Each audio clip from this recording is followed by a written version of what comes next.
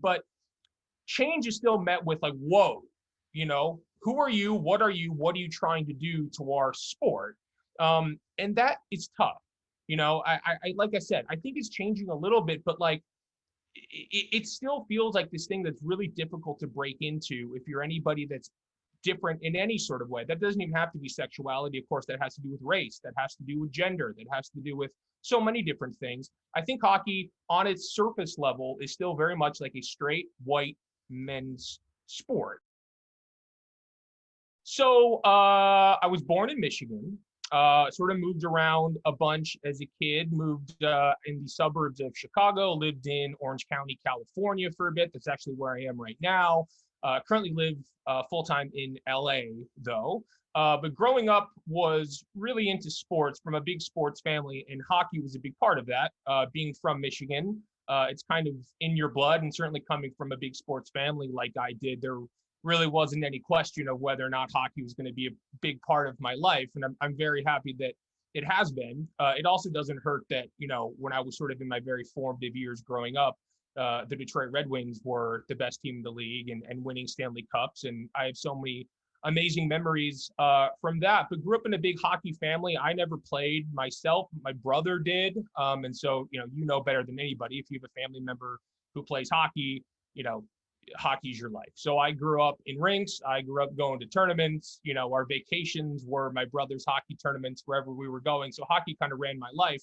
And I would always I would write little newsletters about his team. And from a very early age, I knew that I wanted to kind of work in sports and have sports be in my professional life.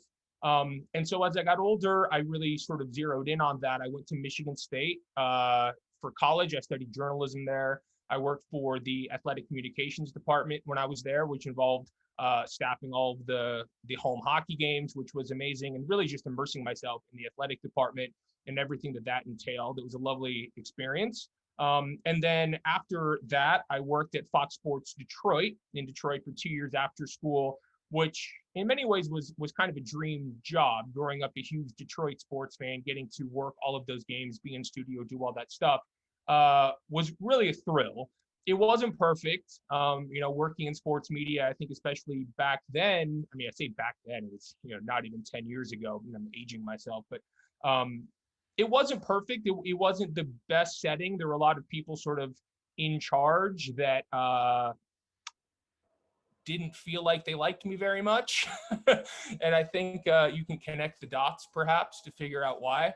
So ultimately it ended kind of on bad terms, but it was a fantastic experience, and I'm happy that I had it. And so now, more recently, you are aware of this, I had my own podcast called Same Team, which focused on LGBTQ athletes, journalists, all sorts of things. That was a lovely experience as well. Getting to talk to people like you really opened my eyes to how many of us there are, how many queer people there are in sports, which was real. I mean, you always kind of know, but it was nice to be able to every week talk to somebody about their specific experience and figure out how much that we all share. And so I did that, and now I'm kind of just doing a lot of freelance stuff, which has been great too. So how was that 30 minutes?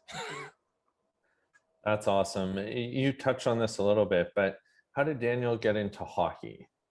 Man, it's because of my brother mostly, and I hate to give him credit, but because he played, it's what I was around. And like I said, a lot of my family members played. Like I said, growing up in Michigan, it's just kind of there. But the fact that my brother played was a huge factor, and that's really what got me into it. And then, like I said, the Red Wings, I'm like a diehard Detroit Red Wings fan. My whole family is, so the fact that they were so good, they won Stanley Cups in 97 and 98.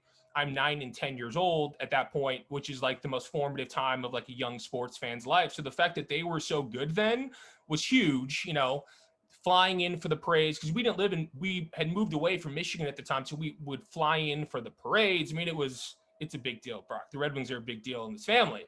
It's two things. It's the fact that my brother played his whole life, and it's the fact that the Red Wings have been such a big part of my life and were so good when I was growing up that it was just sort of a perfect storm.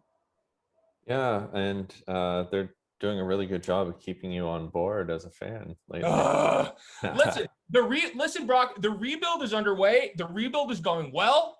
Yeah. I have faith in Steve Yzerman. I have faith in the process. Okay, the Red Wings are going to be back, baby. Just got to be patient. It's been a tough few years, though. Let me tell you. What is it? A 10-year rebuild? Uh, What do you love about hockey? well, I think growing up, and I think I still feel this way, there is such a community surrounding the game. And I think hockey isn't a sport that everybody gets into, right? It's not like growing up, they throw you into soccer, they throw you into baseball. And there are a lot of reasons for that. I mean, we don't have to get into all the sort of, the socio-economical reasons why people are allowed to play hockey. But there was always such a community around it, because I think if you were in the hockey world, you would chosen to be there. And you would probably been there because of somebody in your past. There's so many familial bonds throughout the whole thing. So hockey's always felt like such a community, at least to me, that doesn't necessarily exist in the other sports. Of course, it sort of does. But hockey always felt like it was on an island. And I think to this day still kind of is. If you're a hockey fan, you're a hockey fan for a reason. And I just love the game. So there was always that feeling of a bond surrounding it. People love hockey, and they really, really love hockey. And I also love that it's really big in certain pockets of the country. I mean, that has obviously changed. I mean, I'm in California now. The Kings and the Ducks being good over the past 10 years has been huge for hockey out here. I mean, youth hockey is booming here. I mean, there are kids, drafted from California and, every year in like the top 10, top 20 in the draft. There's excellent youth hockey in California. But I think the fact that it is such a special thing in Michigan, in Minnesota, in certain areas of the United States, those little pockets where it's special, I think makes it even cooler. I love that, and it's so true. That said, how could hockey be better for you? Yeah. As based off your, identity, and also how could it be better for the queer community as a whole?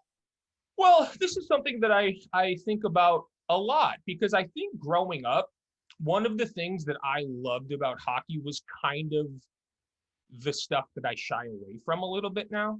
Kind of this like good old boys sort of thing, tough guy thing, hockey players are tough, all of that stuff, which back then was like so attractive in terms of like just the tenacity of hockey, and hockey's a tough sport and all this stuff. And of course that's true, but now I shy away from a lot of that stuff, because I think there are some connotations there in terms of what that really means, right? I think in hockey, you can't be vulnerable. And if you do sort of speak out and dare to be different, you are shunned, and it's difficult. And that's why, and I think, the NHL doesn't do a great job in terms of diversity and its pride efforts and all of this stuff. And so that's where I want to see more of. And I'm really committed sort of moving forward to pushing for that sort of stuff.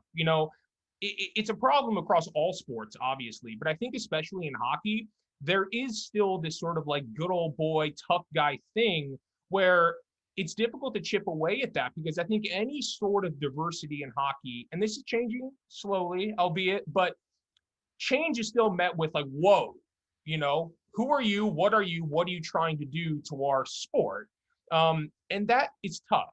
I like I said, I think it's changing a little bit, but like, it still feels like this thing that's really difficult to break into if you're anybody that's different in any sort of way. That doesn't even have to be sexuality. Of course, that has to do with race, that has to do with gender, that has to do with so many different things. I think hockey on its surface level is still very much like a straight white men's sport. And, breaking into that is difficult. And I think that's slowly changing, but it's, there's a long way to go. So I think, daring to be different in hockey is tough, and hopefully, in the years to come, that becomes less so. Knowing where it's at, what keeps you in it? Well, I think it's just that I've been in it for so long, right? I mean, I have so many friends who are not sports fans, and they really struggle, right? Understanding, like, you get so into this game. Like, why do you care about these athletes? You don't even know them. And it's like, I always say, how many relationships do you have in your life that have lasted 30 years, right? Like, I've been a Red Wings fan my entire life, and it's been a huge part of my life that entire time. So it's not just something you can turn off. Like, it is a part of my personality. And it's also something that keeps me in touch with my friends and family. Like, I don't live in Detroit anymore, but I have a lot of friends who do, and a lot of friends who are Red Wings fans. And during the games, we're texting. You know, it keeps me in touch with my family. Like, during Red Wings season, my dad, my brother, and I are in a group chat. It's every day. You know, it's what's happening in the game. It's what trades are happening. It's injury. It's all that stuff, right? So not only do I love it just for myself, it also keeps me in touch with my friends and family in a way that nothing else does, right? And so it's a hometown bond as well. All, you know, it makes you proud to be from where you're from when your teams are doing well. It keeps me in touch with my family. I text my grandpa about the Red Wings during the games. You know, it's like it gives you an excuse to check in with people. And I think that's one of the most beautiful things about sports, right? It's like it helps you keep these bonds. And I understand that maybe from the outside it looks silly that it's about a game. It's not a game to me, but it keeps you in touch with people, you know, and it provides a bond, and that's what's so special about it. I'd wager I'd be willing to ask those friends, if they're queer friends, how many of them know Lady Gaga personally. Well, right, it's the same thing. It's the same thing, right? Like, we all have our fandoms. We all have the things that we love. And when you don't love the same thing, it can be a little difficult to understand, right? And that's something that I've learned from being, like, also, even like outside of hockey, I'm like, and I think maybe you know this, I'm like a huge professional wrestling fan, which people hear that and they're like, what the hell is wrong with you? Like, Yeah, what is, like, that's explain going that. through my mind right now. Yeah, see, listen, and that's okay, But it's the same thing. Like, I went to like my first wrestling show when I was like 4. It's been there forever. It's been in my life forever, and it's something that I love, and it's another thing that I talk to friends about all the time. So that's what it's about. It's not just about what's in front of you. It's about the history behind it all. So true. Knowing all this, and what you've seen in the work you do, what gives you hope for queer people in the sport? You, like athletes, or just in general? Athletes, fans, people working in it, you name it. I think, well, and this is something that I think about, and I was thinking about this before I got on with you today. It's like, when I talked about my tenure sort of at Fox in Detroit ending poorly, it was because I was surrounded by my bosses, these men in their, you know, whatever, 40s, 50s, who had been at the same job forever, who would routinely use homophobic slurs, would routinely say stuff. I mean, when you're in like the production truck of like a live sporting event, it can be ruthless. I mean, these are guys who are like, they've been in the game for a long time, you know, and they have a very specific way of living their lives and of doing things. I wish that back then I had the audacity to stand up for myself more. And I think that that's what these conversations are hopefully breeding, is that, and again, it's very easy to look back and say, oh, as a 22, 23-year-old kid at my first job out of school, I wish I had been like, don't say that to my boss. Like, it's difficult. But I hope that people stand up for themselves more, knowing that there are more people like themselves out there, right? Like, I wish I had been like, you can't say that around me. You just can't. But I didn't say anything. And then, you know, like one day my boss like called me gay to my face. And I just like, okay, sorry, you know, like I apologize. Like that was the go-to back then. That's not me anymore. But I just hope that hearing conversations like this allow people who are 22, 23 to say, no, you don't get to do that, because we're here and we deserve to be here, and you can't talk like that.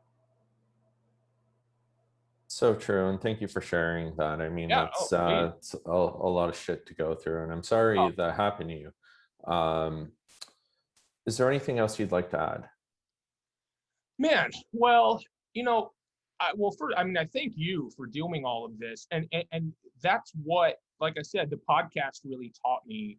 When I started that, I was like, I don't know, I'm just going to sort of start this thing and see what happens. And I put out a bunch of feelers to people, and everybody said yes. And I think that's what's great about this community that has been developed over the course of the past however many years, is like, we do support each other, you know, and there are people like, there are people at the top who are very, you know, I guess, quote unquote, important people. And then there are people who are just doing a podcast like I did, right? But I think there's the feeling of like, everybody has a story, everybody has something to say. And I think that that's what has been really powerful about exploring all of this is everybody has a story. And I love the fact that sort of this queer sports community feels very open to allowing people to tell those stories and giving people platforms and giving people opportunities. And I really hope that continues. There's a lot of work to be done in terms of certainly in hockey. I mean, I talked about this earlier, but within the NHL, I mean, this is something that I'm